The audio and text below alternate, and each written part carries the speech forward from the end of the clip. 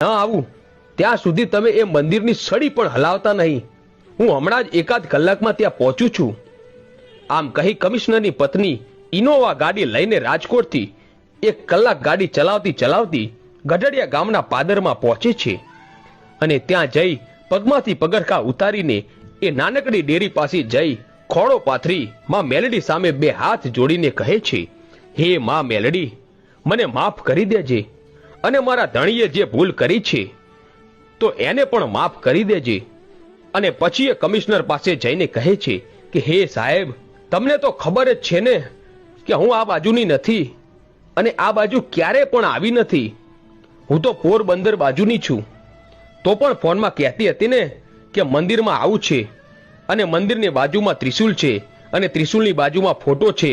તો હે સ્વામીનાથ, એનું કારણ એ છે કે આપણા રાજકોટના બંગલામાં એસી વાળા રૂમમાં